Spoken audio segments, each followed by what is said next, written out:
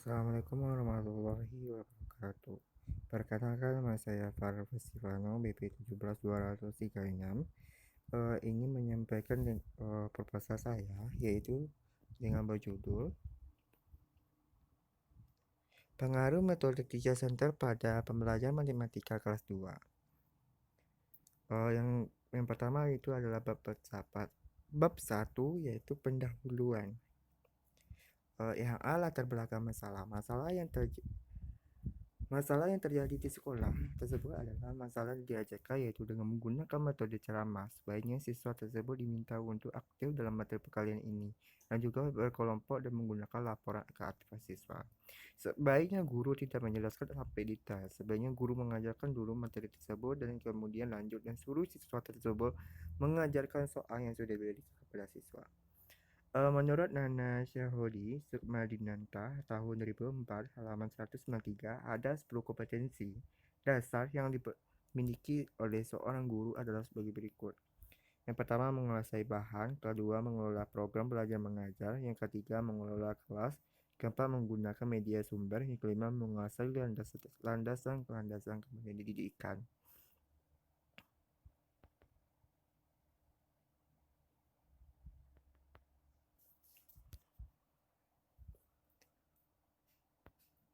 Selanjutnya itu yang B, yaitu identifikasi masalah. Berdasarkan latar belakang yang telah diuraikan sebelumnya, maka permasalahan dalam penelitian ini dapat didefinisikan sebagai berikut. Yang pertama, media kurang dilakukan karena di sekolah tersebut tidak menyediakan. Yang kedua, media dan gurunya kurang memahami dengan menggunakan media. Yang C, pembatasan masalah. Masalah dalam penelitian ini dibatasi pada pengaruh metode ceramah hasil belajar dengan materi kelas 2. Jenis tugas yang diberikan dikerjakan di sekolah berupa dalam buku panduan yang telah diberikan oleh guru. Dalam penelitian ini, populasi dibatasi pada materi pelajaran matematika, yaitu perkalian.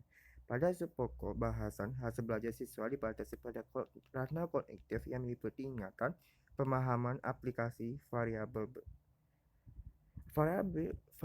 bebas X. Pada penelitian ini adalah pengaruh metode ceramah, sedangkan variabel terika atau Y adalah hasil belajar siswa matematika dengan materi perkalian.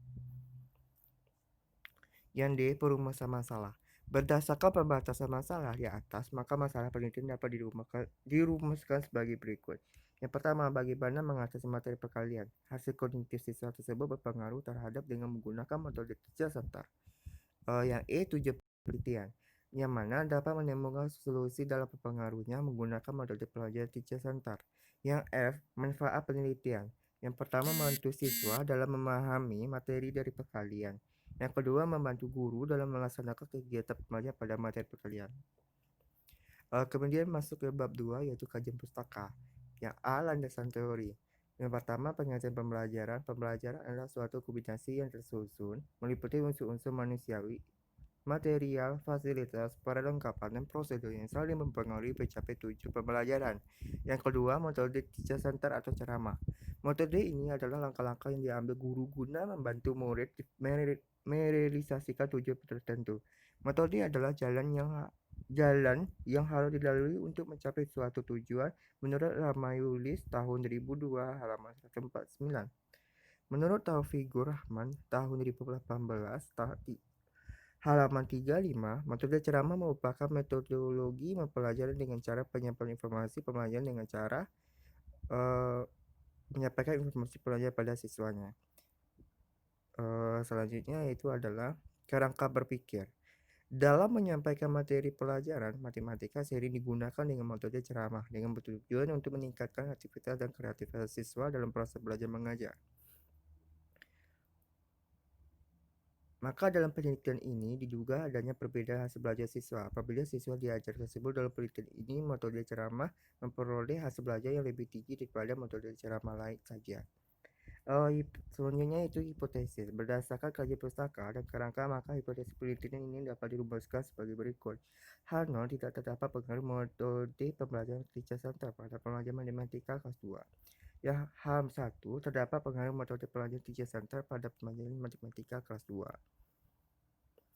Selanjutnya yaitu adalah bab 3, metode penelitian. Yang A, jenis penelitian.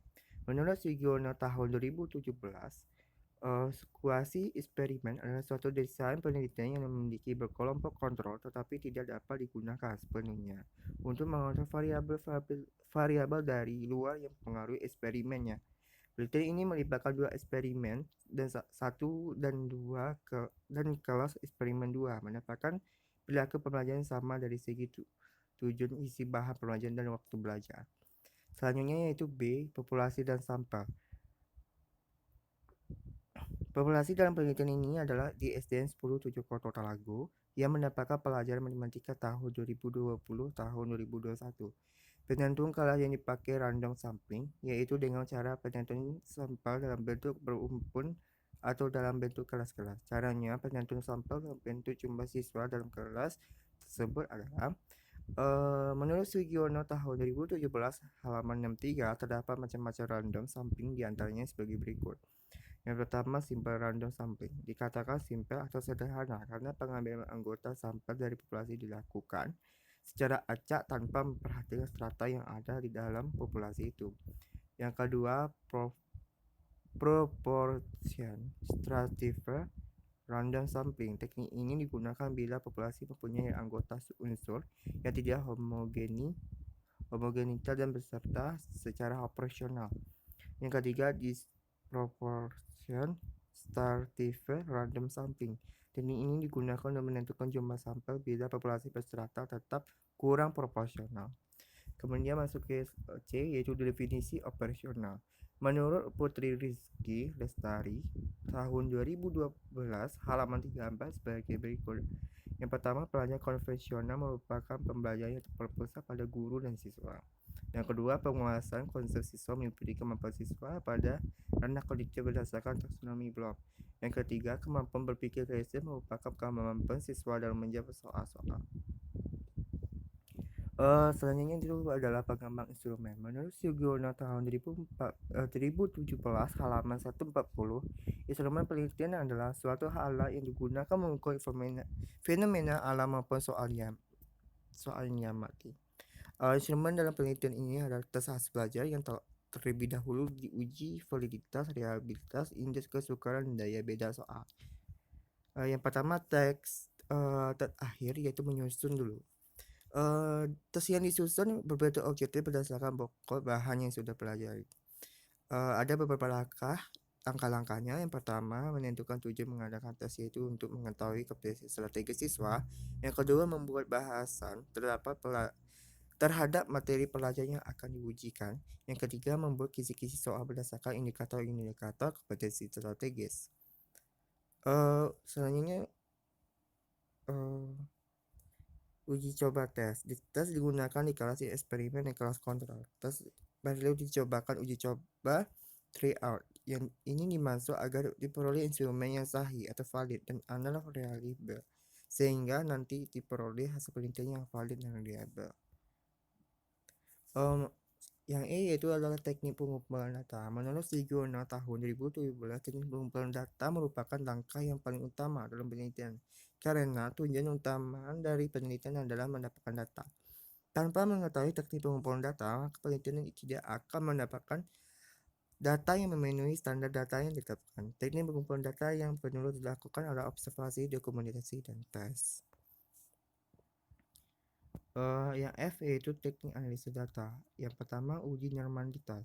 Uji normalitas data digunakan untuk mengetahui data hasil penelitian yang berdistribusi normal atau tidak. Yang kedua, uji homogenitas. Uji homogenitas tujuannya adalah untuk mengetahui apakah kelas sampel mempunyai variasi yang homogen atau tidak. Yang ketiga, uji hipotesis. Setelah dilakukan uji normalitas dan uji homogenitas, selanjutnya dilakukan uji hipotesis. Untuk menguji hipotesis tersebut digunakan uji tes. Jika seandainya kriteria sampel terdistribusi normal dan homogen, maka digunakan uji hipotesis. H0 tidak terdapat perbedaan signifikan antara pengaruh metode teacher center pada pembelajaran matematika kelas 2.